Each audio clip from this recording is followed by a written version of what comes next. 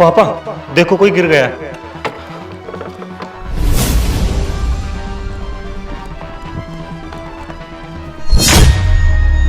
मिष्टी, पापा ये तो मेरी बीवी है मिष्टी। अरे नहीं बेटा, ये तेरी बीवी नहीं है, तुझे जरूर कोई वहम हुआ है।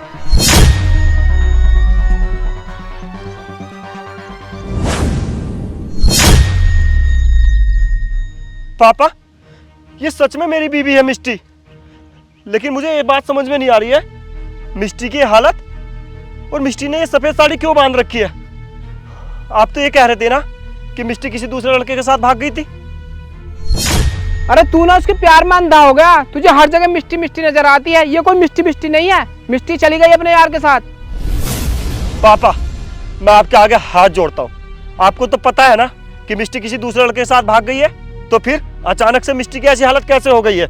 मिष्टी विधवा की साड़ी में है और यहाँ जंगलों में, यहाँ क्या कर रही है ये, पूछो आप इससे। देख मैं बात नहीं करूंगा इससे, और तुझसे भी कह रहा हूँ, तुझे भी इससे बात करने की कोई जरूरत नहीं है। जब इसने तेरे बारे में नहीं सोचा, तू इसके बारे में क्यों सोच रहा। ये जिए या मरे हमें क्या, तू चल यहाँ से। ठीक है पापा मत पूछो, अगर आप मेरी मदद नहीं करना चाहते तो मत करो, मैं खुद पूछ लूँगा। अरे मैं भी तो जानना चाहता हूँ, आखिर मेरे दुबई जाने के बाद यहाँ ऐसा क्या हुआ जो मेरी बीवी मुझे छोड़कर किसी दूसरे लड़के के साथ चली गई और आज विधवा की जिंदगी जी रही है।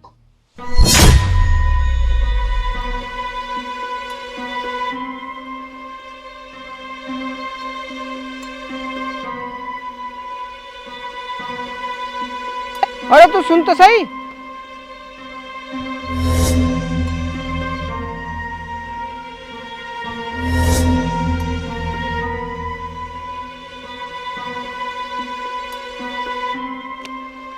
आराम से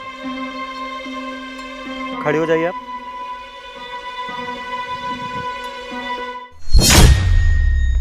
ये लो पहले आराम से पानी पियो।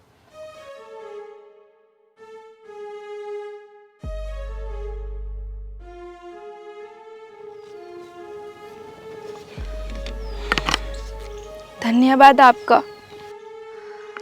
मैं आपसे एक बात पूछ सकता हूँ? जी पूछिए। आप ऐसे यहाँ क्या कर रही हो, आपका घर वर नहीं है क्या? नहीं साहब, मेरा कोई घर वर नहीं है।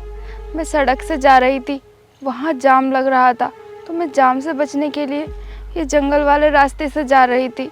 तेज़ धूप की वजह से मुझे चक्कर आ गए। लेकिन आप जा कहाँ रही थी? पता नहीं। अरे कहीं तो जा रही होंगी, कहीं तो होगा तुम्हारा घर, और तुम्हें देखकर ऐसा लग रहा है जैसे तुम्हारी शादी हो चुकी है, तो फिर तुमने विधवा के कपड़े क्यों पहन रखे हैं? क्या हुआ है तुम्हारे पति को? साहब पहले था मेरा घर, बाद में मुझे वहाँ से धक्के मारकर निकाल दिया गया। अब तो साहब जहाँ रात हो जाती है मैं वहीं सो जाती हूँ, अब कोई मेरा ठिकाना नहीं है। धक्के मार के निकाल दिया मतलब? मुझे समझ नहीं आई तुम्हारी बात। मेरे ससुर, मेरे देवर ने मुझे मेरे घर से धक्के मारकर निकाल दिया। क्या क्या तुम मुझे बता सकती हो कि तुम्हारे ससुर और तुम्हारे देवर ने तुम्हें घर से बाहर क्यों निकाल दिया? वो साहब मेरे पति एक बिजनेस ट्रिप पर गए थे, मीटिंग थी उनकी, और जब वो वापस आ रहे थे तो उनका प्लेन क्रैश हो गया और उनकी वहीं पर मौत हो गई।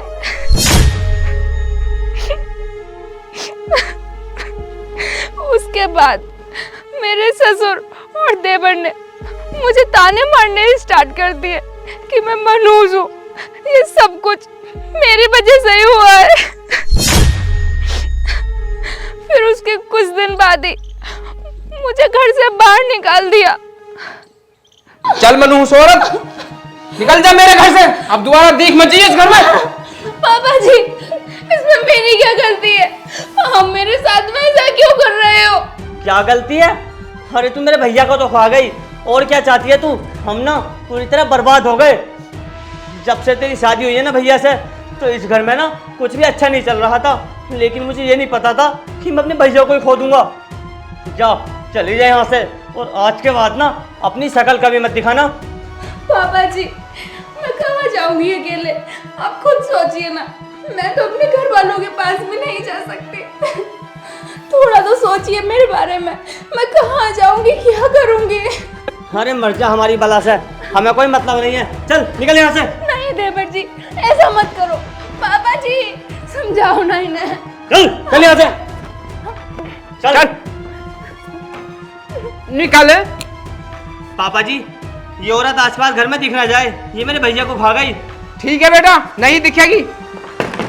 और तब से मैं ऐसे ही दर दर भटकती फिर रही हूँ, क्योंकि मेरी जिंदगी में मेरा साथ देने वाले सिर्फ मेरे पति ही थे। और जब वो नहीं रहे, जो मुझे ताने दिए गए, जो मेरे साथ सलूक किया, वो मुझे सब बर्दाश्त करना पड़ा। मैं अपने घर भी वापस नहीं जा सकती थी, क्योंकि मैंने भाग के शादी की थी। किस मुंह को लेकर जाती मैं अपने माँ बाप के पास? वो भी मुझे अपने घर में नहीं रखेंगे, उल्टा ताने देंगे वो अलग। इसी शर्म की वजह से मैं इधर उधर ऐसे ही जंगल में रहती हूँ। जब मुझे भूख लगती है, यहाँ ही पास में एक नूरपुर शहर है, वहीं से ही मैं कुछ मांग कर खा लेती हूँ। बस मेरा गुजारा ऐसे ही चल रहा है। लेकिन अब जिया नहीं जा रहा है मुझसे अपने पति के बिना। बहुत कोशिश कर ली मैंने जीने की, अब तो बस मन करता है आत्महत्या कर लूं और अपने पति के पास चले जाऊं। नहीं नहीं, ऐसा मत करना। क्या मैं जान सकता हूँ आपके पति का नाम क्या था? वो सॉरी, जिस पति की डेथ हो गई है उनका क्या नाम था? अरुण सैनी बिजनौरी। तुम्हारे ससुर और तुम्हारे देवर ने तुम्हें घर से बाहर निकाला है ना, और तुमसे ये बोला है कि तुम्हारे पति इस दुनिया में नहीं रहे। तो मैं तुमसे बताना चाहूँगा कि तुम्हारे पति जिंदा हैं और अभी भी इसी दुनिया में। क्या?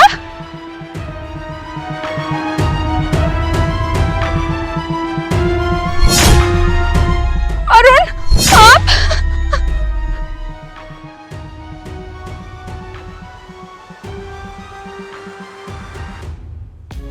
अरुण, तुम जिंदा हो? पापा जी ने तो कहा था कि तुम इस दुनिया में नहीं रहे। बोल रहे थे कि प्लेन क्रैश होने की वजह से तुम्हारी जान चली गई। और मैंने इनकी बातों पर भरोसा कर लिया, और तुम्हारे जाने के बाद इन्होंने मुझे इतने ताने दिए, मेरा जीना हराम कर दिया और मुझे घर से बाहर निकाल दिया। इन्होंने एक बार भी नहीं सोचा मैं कैसे सरवाइव कर पाऊंगी। इन्होंने बहुत बुरा किया है मेरे साथ में। अरुण, तुम मुझे दोबारा कभी छोड़कर मत जाना, मैं तुम्हारे बिना नहीं जी पाऊंगी।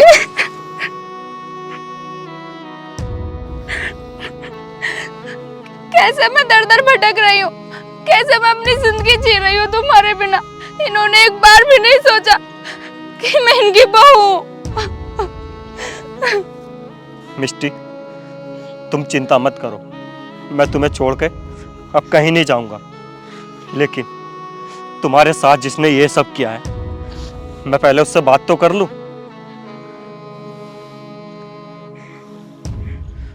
पापा, हाँ बोल। मैं आपसे पूछ सकता हूँ क्या चल रहा है यहाँ? आपने तो मुझसे ये बोला था ना कि मेरी बीवी किसी और दूसरे लड़के के साथ भाग गई है। जब मैं दुबई से आया था यही कहानी सुनाई थी ना आपने मुझे। लेकिन आपकी बहू तो यहाँ मेरे सामने खड़ी हुई है, और आपने तो इससे भी झूठ बोला कि इसका पति मर गया है और इसे घर से धक्के मार के बाहर निकाल दिया। आखिर आप मुझे बताओगे क्यों किया आपने ऐसा? आपको बिल्कुल भी शर्म नहीं आई ना पापा? आपने अपनी औलाद को जीते जी मार दिया और अपनी बहू को घर से बाहर निकाल दिया ये बोलकर कि आपका बेटा मर गया। मैं जान सकता हूं कि आपने ये ड्रामा क्यों किया है? अरे मैं कुछ पूछ रहा हूं, बताइए ना, मुंह बंद करके क्यों खड़े हो? क्यों किया आपने ऐसा?